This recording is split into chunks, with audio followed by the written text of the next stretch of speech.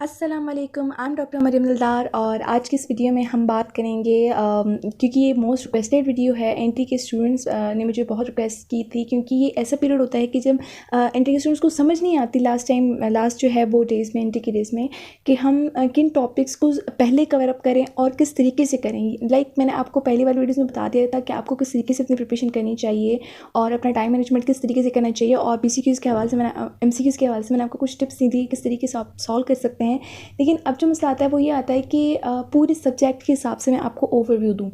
अगर कोई चैप्टर है तो उस चैप्टर की कौन सी जो है वो मेन पॉइंट्स हैं जिनमें से ज़्यादा जो है क्वेश्चंस लिए जाते हैं। तो प्रॉबेबली अब जो आपके पास टाइम कम है तो आप पहले उन्हीं चीज़ों को सबसे पहले कवर अप करें जिनमें से सबसे ज़्यादा क्वेश्चन लिए जाते हैं जिन टॉपिक्स में से। तो मैं आपको तीनों सब्जेक्ट्स के हवाले से बताऊंगी, लेकिन आज के इस वीडियो में हम बच्चे बायोलॉजी का ओवरव्यू लेंगे, वो भी पहले 7 चैप्टर्स का। तो सारे जो चैप्टर्स हैं उनमें कुछ बातें ऐसी कॉमन है जो आपको सारे चैप्टर से करनी है। मैं आपको कुछ पॉइंट्स बताऊंगी, वो पॉइंट्स हर चैप्टर में आती हैं और आपको वो पॉइंट्स हर चैप्टर से कवर अप करनी है और सबसे पहले कवर अप करनी है। ठीक, तो सबसे पहली पॉइंट आती है हाईलाइटेड वर्ड्स।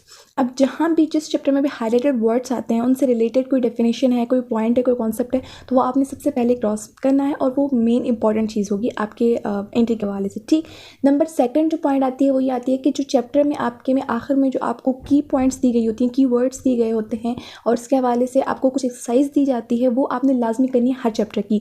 क्योंकि की पॉइंट्स में काफ़ी ऐसी पॉइंट्स होती हैं जो शायद आप चैप्टर से मिस कर लेते हैं पढ़ते वक्त, लेकिन वो इंपॉर्टेंट होती है जो आपके जो है वो एंट्री में ली जाती हैं। ठीक, और जो एक्सरसाइज है तो आपको मैं बताऊं कि हर साल आपकी एक्सरसाइज में से जो है वो 2 to 3 क्वेश्चन लाजमी लगते हैं, तो आपने एक्सरसाइज करनी है, एक्सरसाइज को नहीं छोड़ना।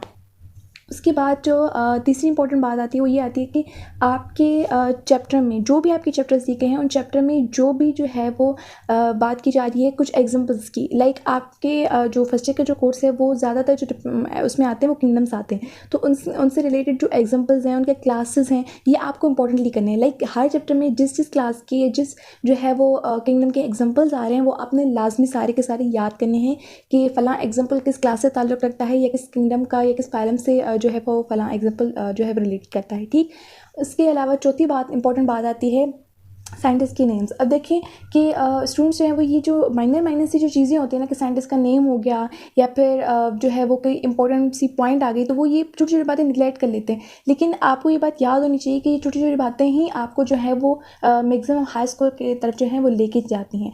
तो जहाँ पर भी आपको साइंटिस्ट का नेम मिलता है, जैसे लिपिड्स जो हैं वो किसने इंट्रोड्यूस करा है, ब्लोर ने। ऐसे ही वायरस ने को पहले जो है वो किसने जो है वो नेमिंग की उसकी, या प्रोटीन को सबसे पहले किसने नेम दिया, या एंजाइम्स की जो मॉडल्स की जो थ्योरी हैं उनके साइंटिस्ट के नेम्स। तो ये इंपॉर्टेंट है, आप साइंटिस्ट के नेम्स याद करें, लेकिन डेट नहीं याद करें क्योंकि डेट्स आती नहीं है, सिर्फ साइंटिस्ट का नेम आपसे पूछा जाता है। ठीक, उसके बाद जो पॉइंट आती है वो ये आती है कि आपके चैप्टर में जहाँ भी आपको किसी डिजीज़ के बारे में बताया जा रहा है, किसी डिजीज़ के सिम्टम्स के बारे में बताया जा रहा है, आपको वो लाजमी चीज़ करनी है और सबसे पहले करनी है, क्योंकि जो डिजीज़ आपको जिस चैप्टर में बताई जाती हैं वो बहुत ही इंपॉर्टेंट पॉइंट होती है। ठीक है, कि और डिजीज़ में आपको क्या इंपॉर्टेंट बातें होती हैं कि ये डिजीज़ है क्या, इसके सिम्टम्स क्या हैं, इसके काजेस क्या हैं, ये किस ऑर्गेनिजम्स की वजह से फैलती है और इसका इलाज जो है वो आपको आना चाहिए।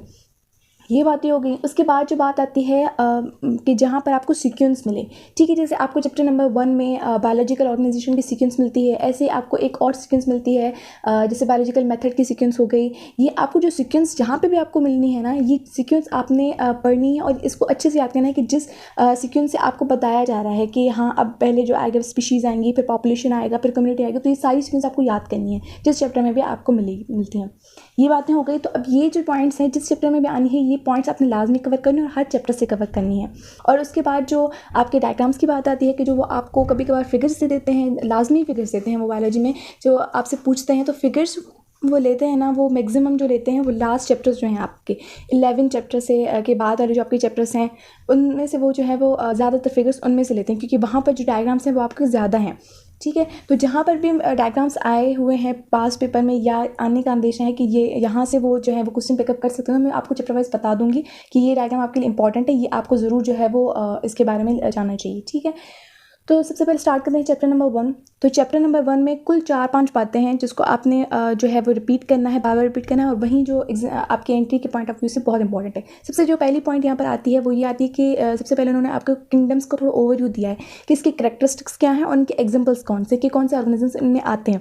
तो आपको मैंने पहले भी बताया कि जहाँ पर एग्जाम्पल्स आते हैं आपने वो याद करने हैं, उनके साथ साथ आपको इन किंगडम्स के करेक्टरिस्टिक्स याद करने की, किस करेक्टरिस्टिक्स के बेसिस पे ये किंगडम जो है वो बनाया गया है। दूसरी इंपॉर्टेंट बात कि इसके बाद आपके यहाँ ब्रांचेस दी गई हैं, तो ब्रांचेस को आपने लाजमी याद करना है और कॉन्सेप्ट तरीके से याद करना है, क्योंकि कभी कभी ये होता है कि वो आसान सी डेफिनेशन दे देते हैं, बुक से हट के जो है वो वर्डिंग थोड़ी चेंज कर लेते हैं जो है वो डेफिनेशन की। तो वो आपने, अगर आपके पास कॉन्सेप्ट होगा तो अच्छे से समझ सकते हैं कि ये जो है डेफिनेशन फलां ब्रांच की है, फलां ब्रांच इसके बारे में है, तो ये आपको आसानी से आप कर लेंगे वहाँ पे। तो हर ब्रांच के बारे में आपको पास कॉन्सेप्ट होना चाहिए, ऐसे नहीं कि आपने ब्रांच के बस जो है वो डेफिनेशन पर रट्टा लगा लिया कि मॉलिक्यूलर बायोलॉजी हाँ इसके बारे में है, आपने रट्टा लगा लिया, दैट्स नो। आपने पूरा कॉन्सेप्ट रखना है उसके बारे में और फिर ही जो है वो वहाँ पर आप सॉल्व कर पाएंगे। ठीक है। तीसरी इंपॉर्टेंट बात जो है वो उसमें आती है, वो आपकी है बायोलॉजिकल जो ऑर्गेनाइजेशन बताई गई है। अब बायोलॉजिकल ऑर्गेनाइजेशन आपने सारी सीक्वेंस से याद करनी है कि पहले स्पीशीज़ आती है, फिर पॉपुलेशन आती है, ऐसे जो सारी सीक्वेंस ये सेल से स्टार्ट की है ना उन्होंने, तो आपने ये सारी जो है वो सीक्वेंस याद करनी है। उसके बाद जो सीक्वेंस की जो इन्होंने डेफिनेशंस बताई, जैसे स्पीशीज़ क्या होती हैं, पॉपुलेशन क्या होती है, कम्युनिटी क्या होती है, तो ये डेफिनेशंस भी आपने वर्ड जो वहाँ पे लिखे हो कॉन्सेप्ट के साथ याद करनी है। उसके बाद इन्होंने आपको एक बायोलॉजिकल मेथड बताया हुआ है, वो उस बायोलॉजिकल मेथड की आपको सीक्वेंस सारी याद करनी है। उसके बाद वहाँ पे कुछ हाईलाइटेड वर्ड्स से रिलेटेड डेफिनेशन है, जैसे हाइपोथेसिस की डेफिनेशन हो गई ये वाली, तो ये पॉइंट्स आपको लाजमी याद करनी है। उसके बाद इंपॉर्टेंट जो चीज़ है यहाँ पे दी गई है कि आपने दो जो है वो यहाँ पे टर्म्स बताए गए हैं, एक हाइड्रोपोनिक्स है और दूसरा क्लोनिंग बताया गया है। तो इन दोनों की आपको कॉन्सेप्चुअल डेफिनेशंस आनी चाहिए। ठीक है। बाकी ये इतना इंपॉर्टेंट नहीं है कि हाइड्रोपोनिक्स के फ़ायदे क्या हैं, नुकसान क्या है, ये कैसे होती है, ये इतना इंपॉर्टेंट नहीं है, लेकिन आप अगर जान लेते हो तो अच्छी बात है। उसके बाद जो क्लोनिंग है, तो क्लोनिंग में आपके एग्जाम्पल्स याद करने हैं कि कौन कौन से इसके एग्जाम्पल्स हैं, और उसके बाद इसकी डेफिनेशन की इसमें होता क्या है। ठीक है, ये बातें। उसके बाद आपने एक्सरसाइज और की पॉइंट्स तो ज़रूर लाजमी ही करनी है। उसके बाद जो फिर आ जाती हैं, इसमें एक टर्म्स दिए गए हैं जैसे इम्यूनाइजेशन है, वैक्सीनेशन है, वो भी आपके लिए इंपॉर्टेंट है। वो यहाँ से अगर आप कर लेते हैं तो आगे चैप्टर्स में अगर ये टर्म्स आ जाते हैं तो आपको वो पढ़ने में कुछ मुश्किल नहीं होती। उसके बाद सेकंड चैप्टर की बात करें तो सेकंड चैप्टर में जो है वो स्टार्टिंग में इन्होंने आपको बायोकेमिस्ट्री का थोड़ा ओवरव्यू दिया है कि ये ब्रांच किस चीज़ के बारे में, तो ये आपने लाजमी आपको आना चाहिए कॉन्सेप्ट के साथ कि होती क्या है। उसके बाद जो है कुछ इन्होंने एलिमेंट्स बताए हैं कि बायोकेमिकल जो है वो किस एलिमेंट से बनी हुई होती हैं, कितनी परसेंटेज है इनकी। तो सिर्फ एक ही परसेंट याद कर लें कि 98% ये होता है। ठीक है। जो बाकी इन्होंने टेबल में परसेंटेज दी हुई हो तो वो तो आपको लाजमी वो आती ही है कि सबको कि 21% जो है वो ऑक्सीजन होती है हवा में, ये सारी चीज़ें। ठीक। उसके बाद जो है वाटर और कार्बन की थोड़ी सी प्रॉपर्टीज़ बताई गई हैं जो आपको नॉर्मल प्रॉपर्टीज़ हैं जो आपने केमिस्ट्री में पढ़ी हुई हैं। ठीक। उसके बाद जो है जो इंपॉर्टेंट यहाँ पे जो चैप्टर की इंपॉर्टेंस है ना, वो जो इन्होंने 5 बायोलॉजिकल मॉलिक्यूल्स बताए हैं वो जो है वो ज़्यादा इंपॉर्टेंट है। अब उसमें पांचों में आपने कौन सी बात इंपॉर्टेंट याद करनी है कि आपने इन पांचों टॉपिक्स को बहुत गौर से पढ़ना है, लेकिन जो पॉइंट ज़्यादा इंपॉर्टेंट है इनमें वो ये है कि इनके कैरेक्टरिस्टिक्स क्या हैं, इनकी कंपोजिशन क्या है, ये इनके बिल्डिंग ब्लॉक्स क्या हैं जिससे बन के मिलते हैं, इनके क्लासेस क्या हैं और इनकी एग्जांपल्स क्या हैं, उसके अलावा इनकी टाइप्स क्या हैं और इनके फंक्शंस क्या हैं। उसके बाद जो है वो कुछ इनकी जो ख़ास प्रॉपर्टीज़ बताई जाती हैं वो इंपॉर्टेंट है। जैसे आपको कार्बोहाइड्रेट्स में जो है पॉलीसैकराइड्स में आपको प्रॉपर्टीज़ बताई जाती हैं कि स्टार्च इनसॉल्युबल है या सॉल्युबल है वाटर में, ऐसी जो है ख़ास इंपॉर्टेंट पॉइंट्स। और आपको जो है लिपिड्स में एक ख़ास रेशियो बताए जाते हैं कि जो कार्बोहाइड्रेट्स में कितना रेशो होता है, या फिर बेक्सिस का फार्मूला क्या हो गया। ऐसे ही आपके जो सेचुरेटेड अनसेचुरेटेड की प्रॉपर्टीज़ क्या हैं, ऐसी आपको इंपॉर्टेंट बातें याद होनी चाहिए। ठीक है। और ऐसे जैसे आपके कॉन्जुगेटेड मॉलिक्यूल्स में आ जाती हैं आपकी प्रॉपर्टीज़, ट्रांसक्रिप्शन, ट्रांसलेशन, ये टर्म्स आपको बहुत अच्छी तरीके से आनी चाहिए। और एक इंपॉर्टेंट बात कि जहाँ यहाँ पे आपके जो टर्म्स दिए गए हैं ट्रांसक्रिप्शन और ट्रांसलेशन,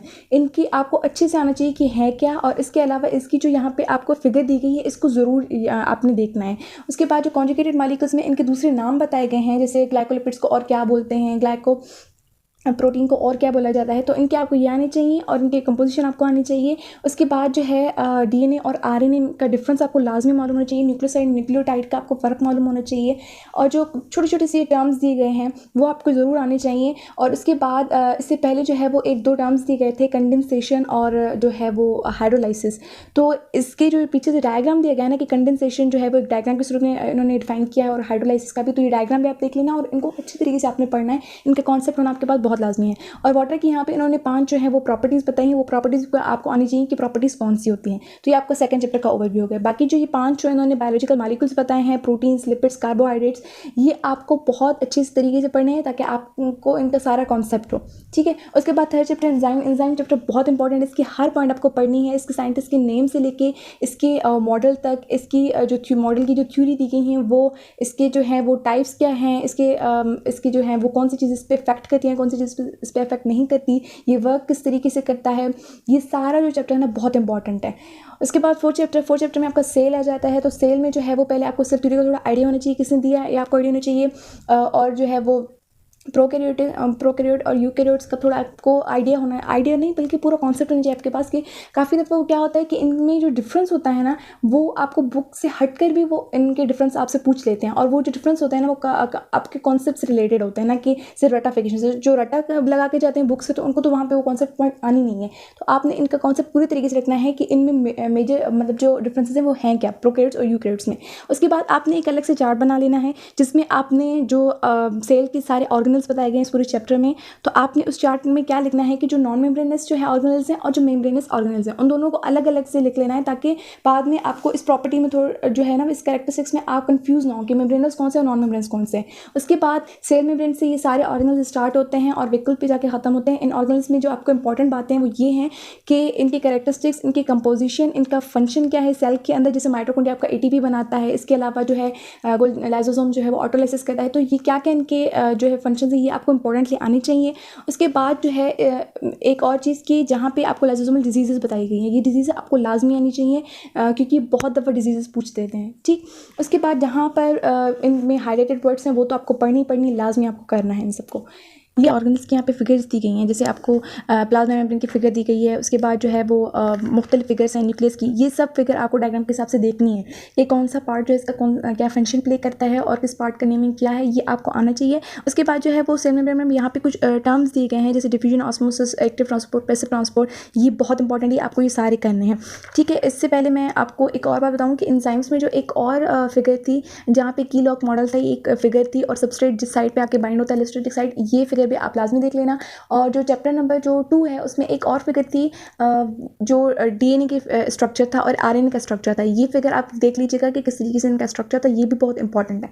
अब आते हैं चैप्टर नंबर 5 की तरफ। तो chapter number 5 variety of life में ये आपसे ज़्यादातर जो चीज़ें हैं ना वो क्या पूछते हैं कि पहले तो यहाँ पे आपको आना चाहिए कि 2 किंगडम थ्योरी और जो 5 किंगडम थ्योरी का जो कॉन्सेप्ट रखा है इन्होंने कि क्या जरूरत पेश है कि इन्होंने पहले 2 किंगडम थ्योरी थी, फिर 5 दे दी, किसने दी, किस बेसिस पे दी, कौन से ऑर्गेनिजम्स किस तरीके से इन्होंने प्लेस किया, ये वाली। और उसके बाद कुछ टर्म्स मुतारिफ कराए गए हैं जैसे होमोलॉजी क्या है और taxonomy, phylum, phyla, species, kingdom, ये सब इन्होंने कुछ बताए हुए, इनकी डेफिनेशंस आपको आनी चाहिए। उसके बाद जो है वो इन्होंने 2 चार्ट्स यहाँ पे बने हुए हैं, 2 टेबल्स दी गई हैं जिनमें व्हीट और हाउस फ्लाई इनका जो है वो क्लासिफिकेशन की गई है कि इनका ऑर्डर क्या है, इनकी जो है वो किंगडम क्या है, फाइलम क्या है, ऑर्डर क्या है, ये यहाँ से आप याद कर लेना क्योंकि ये बहुत इंपॉर्टेंट है। उसके बाद जो है जेनेटिक्स की यहाँ पे ब्रांच जो है वो वाली और बायोकेमिस्ट्री, साइटोलॉजी, इनकी डेफिनेशंस भी आपको लाजमी यहाँ से आनी चाहिए।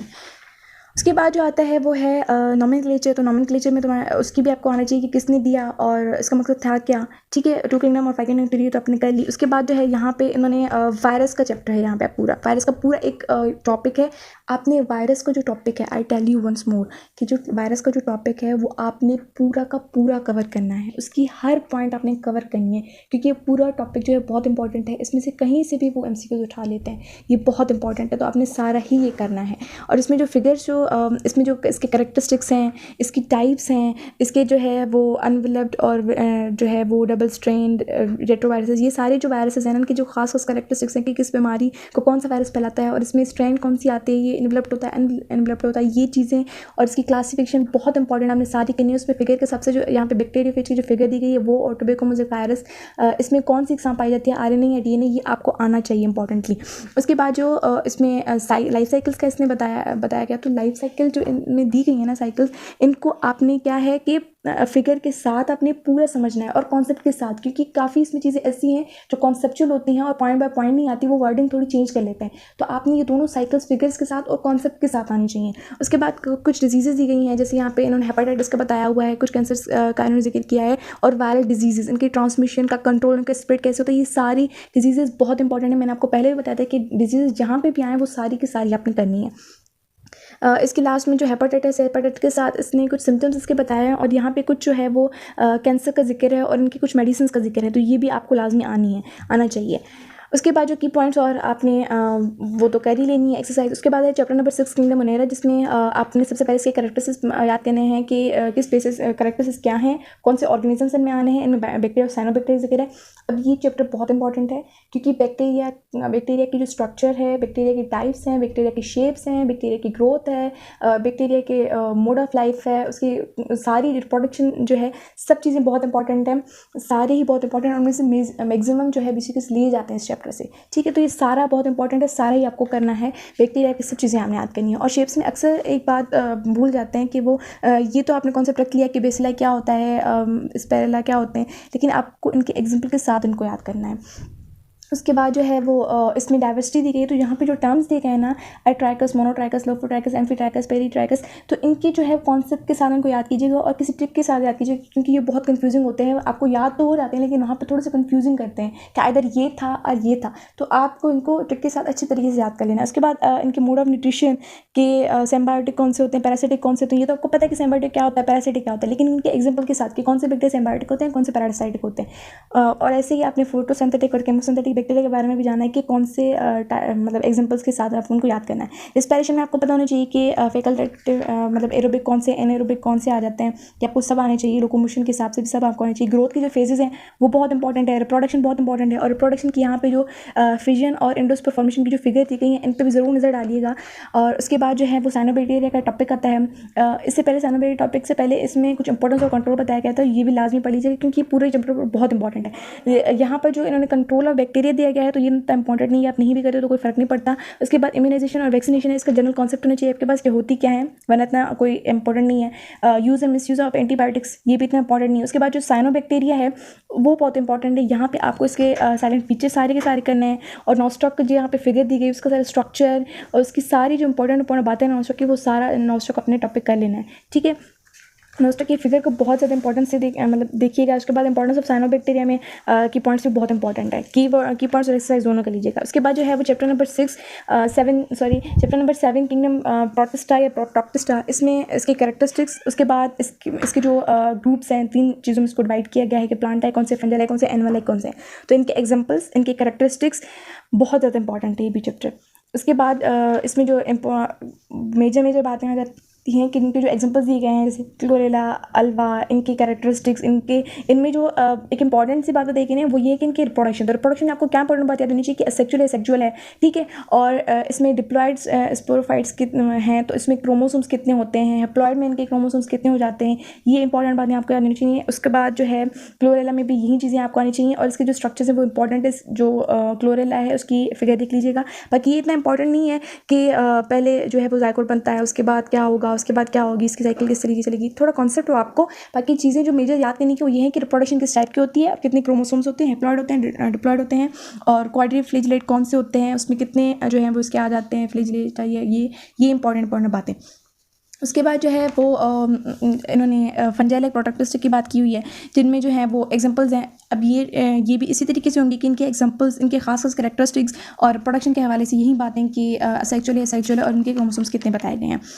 उसके बाद जो है इसमें दिए गए हैं एनिमल लाइक प्रोटोक्टिस्टा। उससे पहले इनकी कुछ इकोनॉमिक इंपॉर्टेंस आती है। इकोनॉमिक इंपॉर्टेंस आप पढ़ लीजिएगा कि इसमें कुछ मेन पॉइंट्स भी होती हैं। उसके बाद एनिमल लाइक प्रोटोक्टिस्टा में आपको इंपॉर्टेंट बातें कौन सी हैं कि इनकी क्लास और क्लासेस के दूसरे नेम, जैसे क्लास फ्लेजिलेटा को मिस्टिकोफोरा भी कहते हैं, ये इंपॉर्टेंट बातें। और इनके क्लासेस के जो एग्जांपल्स हैं, इनसे रिलेटेड एक दो डिजीज़ बताई गई हैं, वो बहुत इंपॉर्टेंट है। इसके एग्जांपल के साथ साथ इनकी जो फिगर्स हैं ना वो भी आप देखिएगा कि जैसे पैरामीशियम किस तरीके से दिखता है, और ऐसे ही ओपेलिना रेनोरम किस तरीके से का दिखता है, ये इंपॉर्टेंट बातें। उसके बाद जो है लाइफ साइकिल है मलेरिया की, तो ये तो आपने सारी करनी है विद फिगर के साथ करनी जो इसमें दी गई है, और इसको कॉन्सेप्ट के साथ पढ़िएगा क्योंकि इसमें बहुत सारी ऐसी इंपॉर्टेंट बातें होती हैं, क्योंकि समझने से ही वो आप उनको जो है वो वहाँ पे कर पाते हैं MCQs के टाइप में, ये बहुत इंपॉर्टेंट। उसके बाद मलेरिया के सिम्टम्स, ये भी बहुत इंपॉर्टेंट है। अब ये सारा चैप्टर आपका हो गया, तो इसी के साथ जो है वीडियो बहुत लंबी हो चुकी है तो इतना काफ़ी है। बाकी जो नेक्स्ट पार्ट में जो 7 रिमेनिंग चैप्टर्स है उनका ओवरव्यू आपको दे दूँगी। सो अगर आपको वीडियो पसंद आई तो इसे लाइक कीजिएगा, शेयर कीजिएगा, सब्सक्राइब जरूर कीजिएगा।